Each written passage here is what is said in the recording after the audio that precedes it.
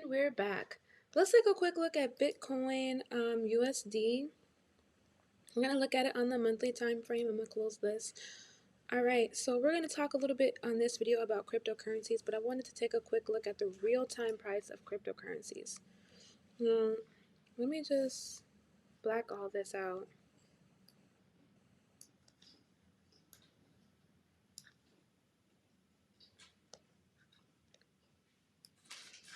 All right, so based on what I understand or what I know about trading cryptocurrencies, I could see the price of Bitcoin dropping down now.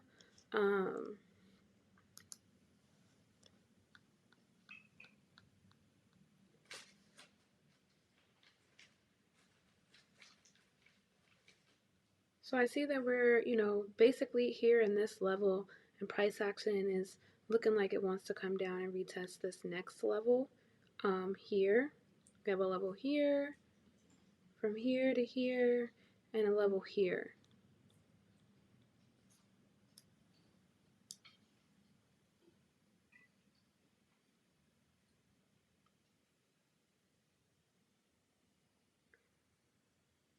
Okay. All right, so let's jump back over here to the article. So, the reason why we're discussing Bitcoin and all this is because, it's the granddaddy. Bitcoin USD or Bitcoin has pioneered this whole thing since 2008, and so now more people are catching on, more people are getting excited. So Federal Reserve's FedNow will integrate with Metal blockchain. All right, let's just read the article first, and then we'll go through it. All right, so the integration will allow users to instantly convert cash to stablecoin for use in DeFi protocols. Now, if you watch my videos in the past, we did talk a little about what DeFi protocols are. If you're not familiar with what a DeFi protocol is, let's just look at the definition real quick. So, according to Fortune 100's top 40 crypto, and I can go back to that. Let me just read this for you quick. This category acknowledges that some of the biggest crypto projects, including Bitcoin, are decentralized and not run by a company at all. As such, Fortune is evaluating labs, foundations, companies, and other entities that support and build tools and products for various blockchains. Key metrics include protocol-related revenue, recent volume, and activity and security. Okay, so if you remember in my prior videos where we discussed protocols or Fortune, well, you can check it out. We talked about the Fortune 100's top 40 crypto.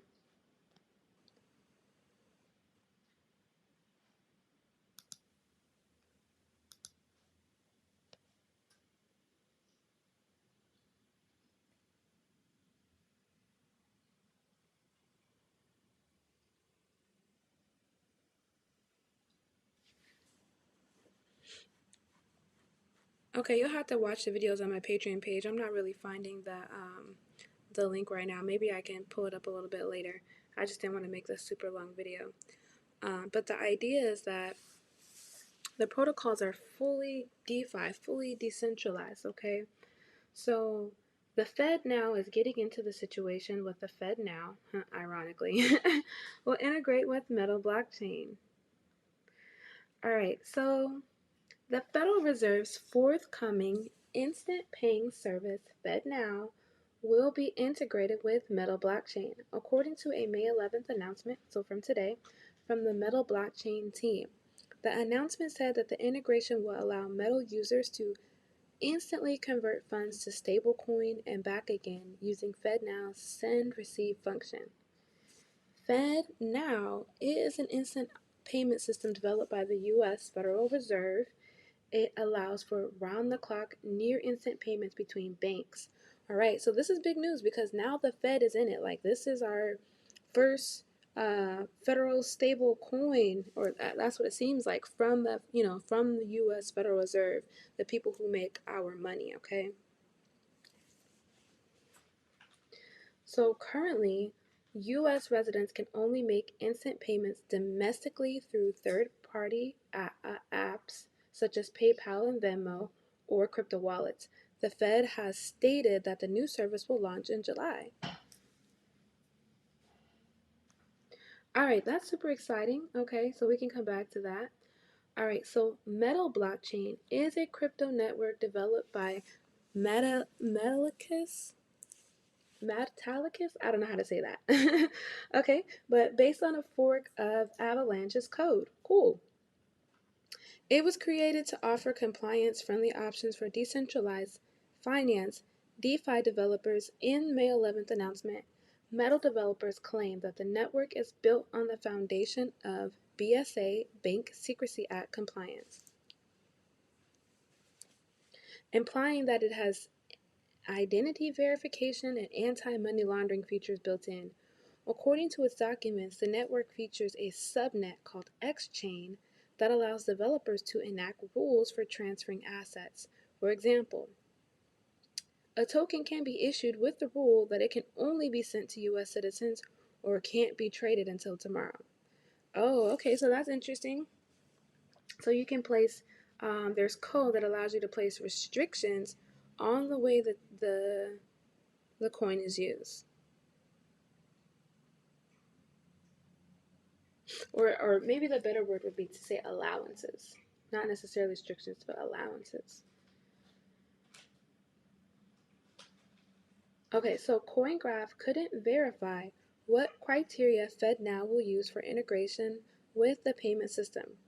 However, most blockchain networks use pseudonymous addresses as user identities, which means they could be seen as not complying with the Bank Secrecy Act.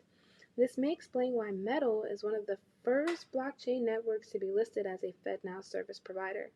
In a conversation with Cointelegraph, Metallicus co-founder and CEO Marshall Hayner said Metal's integration with FedNow could enable the formation of interconnected bank chains, creating a larger blockchain ecosystem that is secure and does not rely on oracles. This will allow banks to communicate with each other to process payments and handle settlements while staying connected to the FedNow system.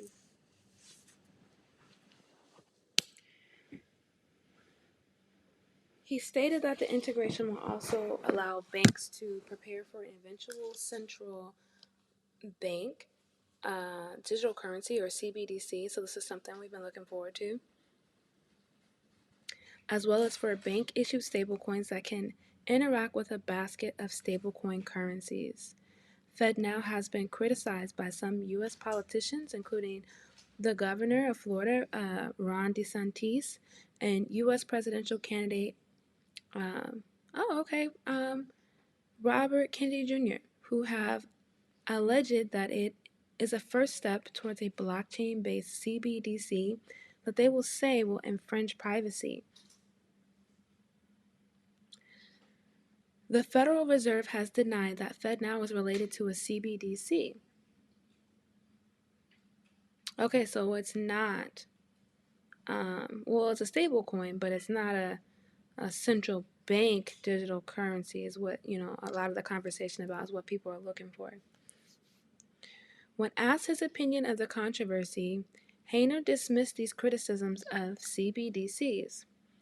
I believe this controversy is unfounded and has the same rigor that is applied to the banking system that will be applied to CBDC.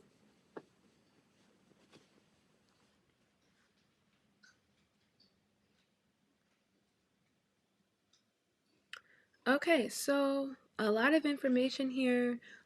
We've seen that the Fed in July, they will release the FedNow CBDC, or not necessarily a CBDC, but a stable coin. Here we go, stable coin on the Metal blockchain, which is being offered from a fork of Avalanche. Okay. All right, so that's super exciting. I know this is something that a lot of people have been waiting for. The Federal Reserve's response and how they are considering the markets and what they want to do to introduce cryptocurrency, in their signature way or in their way of doing things. So we're finally starting to see that. And it seems like there's a couple different partners that are going to be involved. So the network features a subnet called XChain that allows developers to enact rules. So it's you know, given some more definition to the space of how this money can be used. And I think that's something really important when you're considering things like the black market or like keeping money off of the black market. And I think that's something that's what make cryptocurrencies or some cryptocurrencies more appealing to others.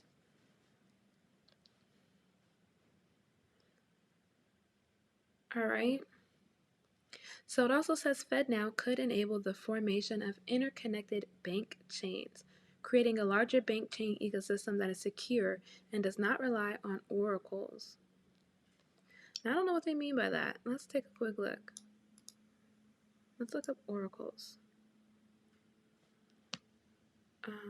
Continue. No, I mean oracles and blockchain.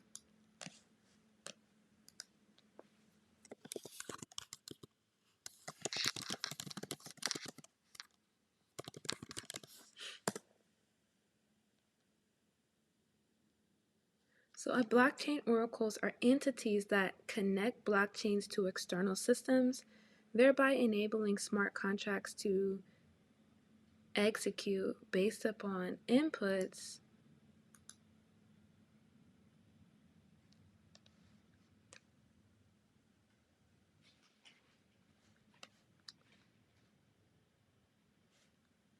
I think this one's a better one.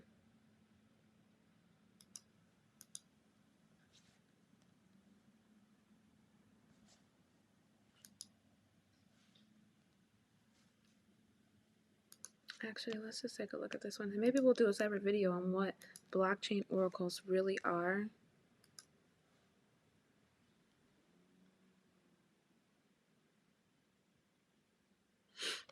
Alright, so blockchain oracles are entities that connect blockchains to external systems, allowing smart contracts to execute depending on real-world inputs and outputs. Oracles give the Web 3.0 ecosystem a method to connect to legacy systems, data sources, and advance calculations. Okay, so it sounds like a link or a bridge between the two. Alright, so let's check the time here. Alright, so now we've got kind of some information about how the Fed is moving into the cryptocurrency space and how their moves ultimately will impact or perhaps overshadow a lot of other moves that are happening in the market.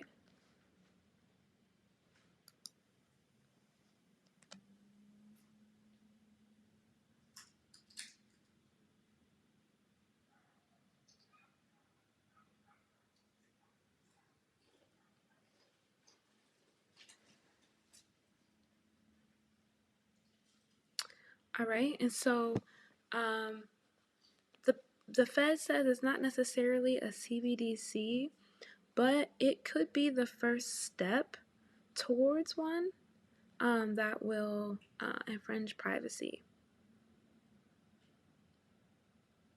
But again, the Federal Reserve has denied that FedNow is related to a CBDC.